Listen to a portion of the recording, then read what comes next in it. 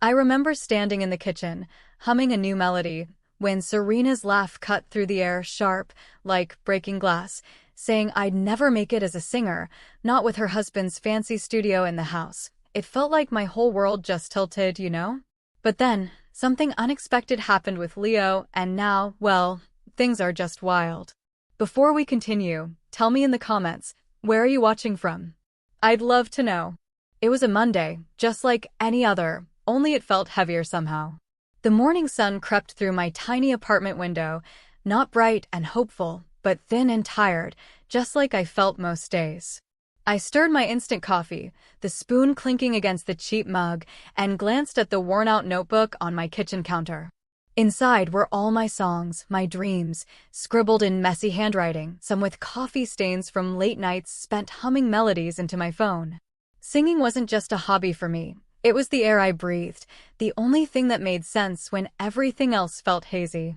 I'd loved music since I was small, ever since I could hum a tune. My mom used to say I was born singing, always making up little songs about my toys or the clouds outside. But grown-up life, you know, it doesn't always make room for singing. I worked at the local bookstore, stacking books and ringing up customers, and sometimes, if it was quiet, I'd hum a little under my breath. It paid the bills barely, but it wasn't my dream. My real life started after closing, when I'd head to open mic nights at the Rusty Mug, a small, dimly lit cafe downtown. The stage was tiny, just a few planks of wood, but when I stood there, under that single spotlight, it felt like the biggest stage in the world. I'd play my guitar, sing my heart out, and sometimes, a few people would clap. It wasn't much, but it was something. My sister, Serena, she saw things differently. Serena was older than me, by 7 years, and she'd always been, well, she was always the one who knew best. She had a perfect house, a nice car, and her husband, Leo, had a really good job as a sound engineer. He even had a professional recording studio built in their basement, a proper, soundproofed room with all the expensive gear. Whenever I brought up my music, her lips would purse just a little, like she'd tasted something sour. Anya, she'd say, her voice soft but sharp, it's sweet, your little hobby. But you need to be realistic, honey. That music thing? It's not a career. It's a pipe dream. I remember one family dinner at her house, the fancy china clinking. I'd just played a new song at the Rusty Mug, and I was excited. You know, Serena, someone actually asked me for a copy of my song last night, I'd said, trying to sound casual, but my voice probably squeaked a bit with excitement. Serena paused, her fork halfway to her mouth, and gave me that look. Really, Anya? A copy? Were they polite, or just trying to get rid of you? She chuckled, a short, dry sound that wasn't really funny. Leo, sitting beside her, just cleared his throat and looked down at his plate, embarrassed for me, I think. I felt my face get hot. It was always like that. My little moments of joy deflated. My excitement laughed at. She often brought up Leo's studio, not to offer help, but as a way to highlight the chasm between our lives. Leo works with real artists, Anya, she'd say, almost fondly, people who actually make a living from music. It's serious business, not just strumming a guitar for pocket change. Each time, it felt like a little jab, reminding me that I was on the outside, looking in, not good enough for even a glimpse inside that professional world, much less her husband's private studio. It was always about how I'd never make it as a singer, like she was predicting my failure before I'd even properly begun. Her words stung more than any bad review from a stranger. They were from my own sister, the one who was supposed to believe in me, or at least pretend to. One Saturday afternoon, I was at their house for a barbecue. The smell of grilled chicken filled the air, and kids were running around, laughing. I was helping Serena with the plates when I heard a familiar melody, very faint. It was one of Leo's clients, practicing in the studio. The sound was so clear, so perfect, even through the basement walls. A wave of longing washed over me. What would it feel like to record a song in a place like that? To hear my own voice, crisp and pure, without the hum of the fridge or the traffic outside. Serena caught me staring towards the basement door. She followed my gaze, then shook her head with a little smile, a kind of pitying smile. Oh, don't even think about it, Anya, she said, almost playfully, but her tone was firm, a boundary drawn in the sand. That's Leo's workspace. It's not a toy, and it's certainly not for practice demos. He's very serious about his equipment and his clients, of course. I just swallowed, my throat suddenly dry. My stomach clenched. It was a familiar feeling, that burning shame mixed with a deep, quiet anger. It wasn't just the words, it was the way she said them, like I was a little kid asking to play with her grown-up things. Like my music was childish, not worthy of respect, certainly not worthy of her husband's professional studio. She made it clear, without shouting, that I was not welcome in that part of their lives, that my dreams were too small, too silly, too unprofessional. She just laughed at the idea, a light, airy laugh that sliced right through my chest, like I was a fool for even thinking about it. That was the moment, I think. The real moment. Not just another quiet jab, but a full, open dismissal, a humiliation right there in the middle of a family gathering, even if no one else caught the full weight of her words. That laugh, that dismissive wave of her hand, it lodged deep inside me. It felt like a challenge, like a dare. And it hardened something in my chest, turning that usual sadness into a spark of something fierce.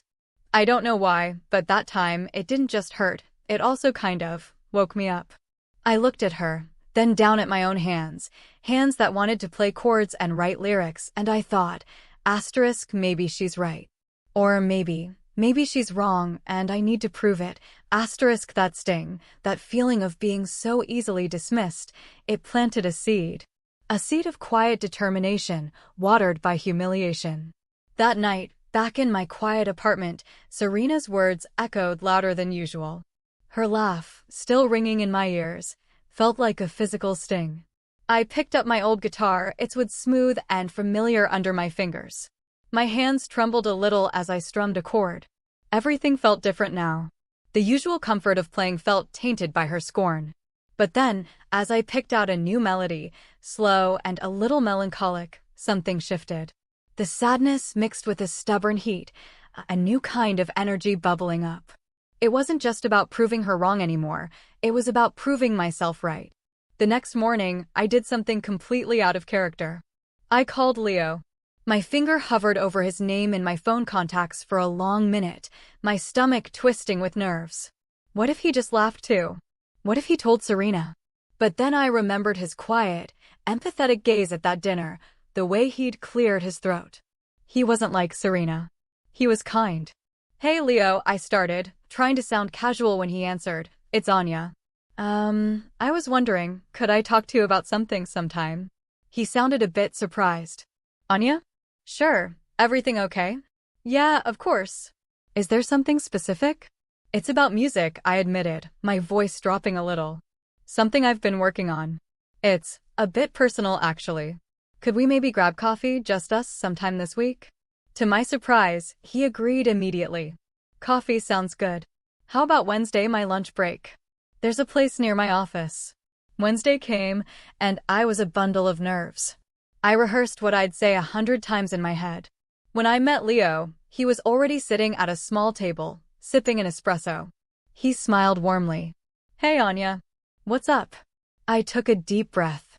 Leo, I began, twisting my hands under the table. I know this might sound crazy, and please, don't tell Serena, but I really want to record one of my songs. A proper recording, you know? Not just on my phone. I paused, steeling myself. And I was wondering, if there was any chance, any tiny chance at all, I could use your studio? Maybe late at night, when no one's around. I could pay you, of course. Whatever you think is fair. He listened, really listened, without interrupting. His expression was thoughtful, not judgmental. When I finished, he didn't laugh. He didn't even smile. He just took another sip of his coffee. Anya, he said slowly, you know Serena's pretty particular about the studio, right? And about your music as a career. My shoulders slumped. Yeah, I know. She made that very clear. He leaned forward slightly. But you're serious about this, aren't you? This isn't just a whim. I looked him straight in the eye. It's my whole life, Leo. It's not a whim. It's the only thing I feel truly alive doing. And after what Serena said the other day, it lit a fire. He looked at me for a long moment, a genuine, kind understanding in his eyes. Then he actually smiled. Look, I can't let you pay me. That's family. But, sometimes I have late-night sessions. Or early morning ones, before Serena's even awake. I could probably fit you in, for a few hours here and there, when she's absolutely not around. It'd have to be super discreet, Anya. Like, spy movie discreet.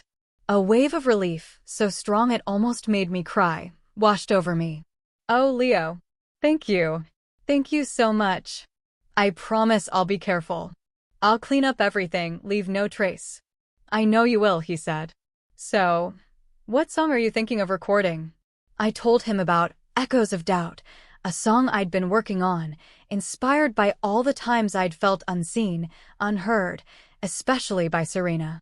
It was raw, honest, and full of that quiet determination that now burned within me. Over the next few weeks, my life became a secret mission. Leo would text me late at night, usually around midnight, with a simple studio clear. I'd grab my guitar, my notebook, and sneak out of my apartment, practically tiptoeing down the stairs. The drive to their house felt both exhilarating and terrifying. I'd park a few blocks away and walk the rest of the way, just to be extra careful. Getting into the house was always an adventure. Leo would leave a side door unlocked, or sometimes I'd come in through the garage. The basement studio was a sanctuary. When I first stepped inside, the soundproofing muffled the outside world instantly. It was a small room, but packed with incredible equipment.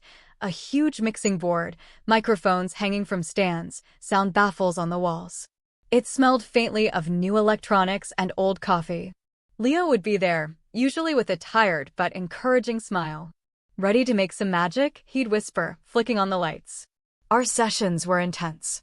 I'd sing take after take, my voice sometimes cracking with emotion, sometimes clear and strong. Leo was patient, offering gentle suggestions, tweaking the levels. A little more breath there, Anya, he'd say softly into the intercom, really lean into that note. Or, that last line? It hit just right. Do that again. He treated my music with respect, something I hadn't realized I craved so desperately until now. His belief in me, unspoken but clear, was a powerful fuel. One night, after a particularly good take, I felt a lump in my throat. This means so much, Leo, I whispered, my voice thick. More than you know. He just gave me a small smile. I think I do know, Anya. Keep going. You've got something special here. The fear of Serena finding out was a constant companion. Every time I heard a floorboard creak upstairs, my heart would leap into my throat. But Leo was meticulous. We'd finish before dawn, often by 4 a.m. I'd pack up my guitar, he'd save the tracks, and I'd slip out, leaving no trace. It was exhausting, working my bookstore job by day and chasing my dream by night, but I felt more alive than ever before. This secret, this shared mission with Leo, was transforming me. I wasn't just a girl with a pipe dream anymore. I was a girl actively building something, piece by piece, note by note, in the quiet, hidden hours. Each session, each word recorded, felt like a tiny victory, a defiance against that scornful laugh. The song, Echoes of Doubt, was slowly coming to life, and it wasn't just a song anymore. It was my heart, my perseverance, and the quiet, fierce hope that I could actually make it. After weeks of these secret, late-night sessions, Echoes of Doubt was finally finished. Hearing it played back, fully mixed and mastered, was surreal. My voice, my guitar, the raw emotion I'd poured into every word, it sounded incredible. It was real. Leo had done an amazing job, making every note shine. He handed me a USB drive with the final track. Anya, he said, his voice quiet but firm, this is good. Really good. You need to put this out there. My stomach flipped. Put it out there? Like, online.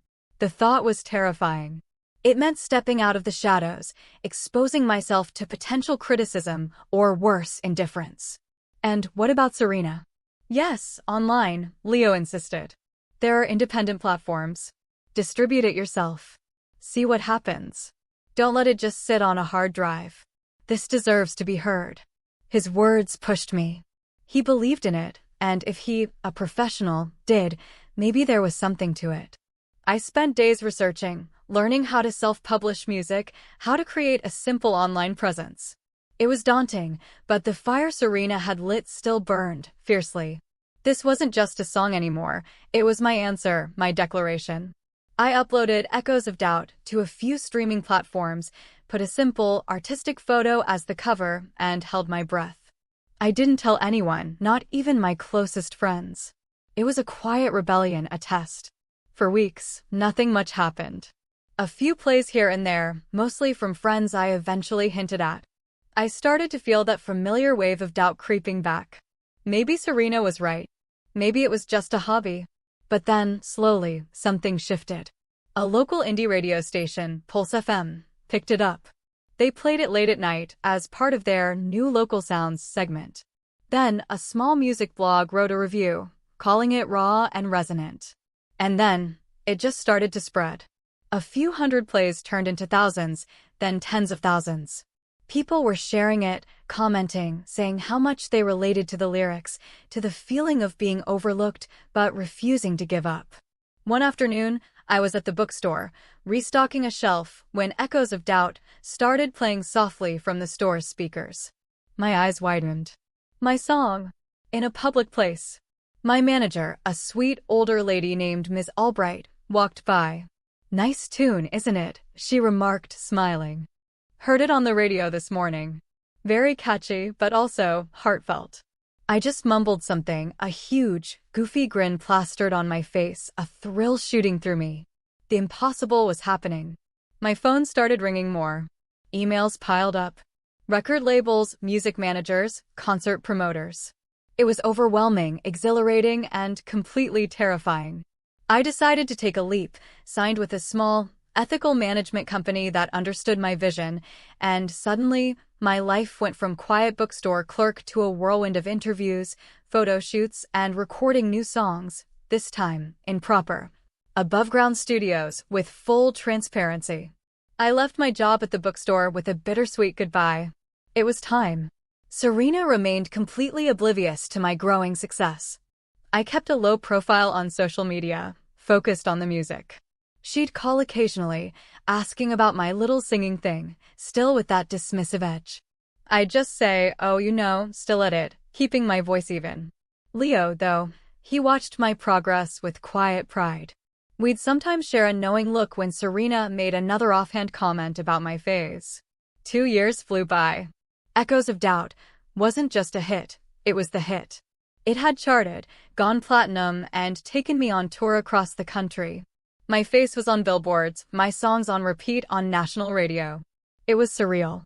And now I was coming home for my biggest show yet, a sold-out concert at the city's largest arena. The night of the concert, the city was buzzing. My team had driven me past the arena earlier that day. There it was, a gigantic billboard, dwarfing the buildings around it. My face, looking confident, serene. And emblazoned across it, in bold, triumphant letters, ANY, sold out in 24 hours. It was a moment that felt both incredibly real and like a dream I'd finally woken up into. I was backstage, minutes before going on, the roar of the crowd already vibrating through the floorboards. My manager came in, a strange look on her face. "Anya," she said, "there's someone here. Your sister, Serena. She's at the VIP entrance. Says she wants to say hello." My breath caught. Serena. Here. Tonight. I took a moment, a deep, centering breath. This wasn't about revenge anymore, not entirely. It was about standing in my truth. "Let her in," I said, my voice steady. "But make sure Leo's with her." A few minutes later, the door opened. There she was, Serena, dressed impeccably, but her face was a mixture of utter disbelief and something I couldn't quite place. She looked around the bustling backstage area, at the crew, the lights, the sheer scale of it all, and her eyes landed on me. Leo stood beside her, a gentle, proud smile on his face. He gave me a quick, almost imperceptible thumbs up. Serena tried to speak, but no words came out. Her mouth opened, then closed. She looked small suddenly, swallowed by the enormity of the moment. Her gaze flickered from me, in my stage outfit, to the wall where a framed gold record of Echoes of Doubt hung, a gift from my label. The song she had dismissed, the dream she had laughed at. Then I saw it in her eyes. She had seen the billboard. She must have. That sold out in 24 hours sign. That confirmation that her prediction had not just been wrong, but spectacularly, unequivocally wrong. She froze. Completely. Like a statue carved from shock and a dawning realization. The confident, critical older sister was gone, replaced by a silent, stunned woman. I walked over to her, a small, genuine smile on my face. "Serena," I said softly, my voice calm. "You came." She finally found her voice, a whisper. "Anya. I didn't. This is all of this." She gestured around vaguely, her eyes wide. You actually made it." There was no sarcasm now, no condescension. Only raw astonishment. The usual sharp edge in her voice was gone, replaced by something brittle, fragile. "I did," I said, looking her squarely in the eye. "And Leo helped me get started. He let me use his studio, remember? When no one else believed I'd ever make it as a singer." Her gaze snapped to Leo, who just gave her a sheepish, but unrepentant, shrug. Her face flushed, a mix of anger at Leo's betrayal and, I think, deep, profound humiliation for herself. She looked back at me, and I saw a flicker of something new, not just shock, but perhaps a tiny spark of reluctant pride buried under layers of regret. She couldn't deny it, couldn't laugh it off. The evidence was all around her, undeniable. I didn't need to say anything more. The roar of the crowd outside intensified, a crescendo building. It was time. I turned to walk to the stage, pausing at the door. "It's a full house, Serena," I said, my voice carrying over the rising sound of the audience. "Every single seat." Just like the billboard said. I walked onto the stage, the spotlight blinding, the energy of the crowd washing over me. Thousands of faces, singing along to my lyrics even before I started. Looking out at them, I thought of that little coffee shop, that tiny stage, and Serena's dismissive laugh. That laugh had been a wound, but it had also been the push I needed, the fuel for a dream that refused to die. My career wasn't just built on talent, it was built on that quiet, burning defiance, nurtured by Leo's belief and solidified by my own unwavering spirit. The revenge wasn't about hurting Serena, it was about healing myself, about proving my worth not to her, but to me. My story, from humiliation to triumph, was now playing out on the biggest stage for everyone to see. This journey, it taught me that sometimes the hardest moments, the ones that sting the most, can actually be the very thing that pushes you to find your true strength, to build something bigger than you ever imagined.